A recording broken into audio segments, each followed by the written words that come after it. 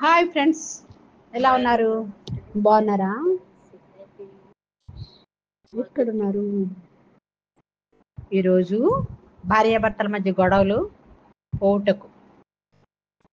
ఈ రోజుల్లో ప్రతి కుటుంబంలో ఉన్న సమస్య భార్యాభర్తల మధ్య గొడవలే. ఒకరిపై ఒకరికి ప్రేమ ఉన్నప్పటికీ మాట పట్టింపుల వల్ల గొడవలు తలెత్తుతున్నాయి. మరి వారి మధ్య ఆ అభిప్రాయ భేదాలు తొలగిపోవాలంటే ఏం చేయాలి? కలహాలు ఎక్కువగా ఉంటే వాటి నుంచి బయటపడటానికి ఎలాంటి పరిహారాలు పాటించాలి? చూడండి, నాకు తెలిసిన విషయం మీకు చెప్తున్నాను. ఎవరో పోస్ట్ చేసి పెడితేనే అది నాకు తెలిసింది. మధ్య ఒకసారి ప్రయత్నం చేస్తే ఏమైపోయింది, తెల్ల జిల్లేడు చెట్టు మన ఇంటి పక్కల చూస్తూనే ఉంటాం కదా.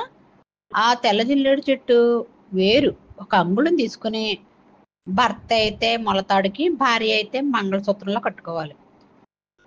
ఇద్దరిలో ఎవరైనా ఒక్కరు కట్టుకున్నా సరిపోతుంది. ఈ వేరు ఆదివారం నాడు మధ్యాహ్నం 12 గంటలకి ఎవరైతే కట్టుకుంటారో వాళ్ళ కాపురంలో గొడవలు అనేవి ఉండవు.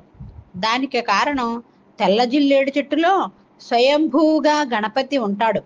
ఆ గణపతి అనుగ్రహం వల్ల బుద్ధి అనేది సరిగ్గా పనిచేస్తుంది. అందువల్ల భార్యాభర్తల మధ్య ఎలాంటి గొడవలు రావు. కాబట్టి అన్ని రకాల కలహాలు పోతాయి. అలాగే శుక్రవారం పూట భార్యాభర్తలు ఇద్దరూ అమ్మవారి ఆలయానికి వెళ్ళి ధ్వజస్తంభం దగ్గర ఆవు నెయ్యితో దీపం పెట్టండి. అలా చేయడం వల్ల అమ్మవారి అనుగ్రహం వల్ల గొడవలన్నీ తగ్గిపోతాయి. దీనితో పాటు ఓం కామధాయిన్యై నమః, ఓం కామధాయిన్యై నమః అనే మంత్రాన్ని 21 సార్లు చదువుకోండి. ఆ అమ్మవారి అనుగ్రహం వల్ల కలహాలు దూరమై ఒక్కటవుతారు. ఒకవేళ తీవ్రమైన గొడవలుంటే రోజును రాత్రిపూట నిద్రపోయే ముందు కొద్దిగా సింధూరం, కర్పూరం ఈ రెంటిని మీ మంచం దగ్గర ఉంచుకోండి. ఉదయం నిద్ర లేవగానే భర్త ఆ కర్పూరాన్ని మంచం దగ్గర వెలిగించాలి. భార్య మంచానికి 4 వైపులా కొంచెం సింధూరం చల్లాలి. సింధూరం, కర్పూరం ఎంతో శక్తివంతమైనవి కాబట్టి వాటి ప్రభావం వల్ల మాట పట్టింపులు, గొడవలు దూరం అవుతాయి. వీటితో పాటు ఒక చిన్న నేరేడు చెట్టు కొమ్మను కూడా మీ బెడ్రూమ్లో పెట్టుకుంటే గొడవలు రానే రావని పరిహార శాస్త్రం చెబుతోంది.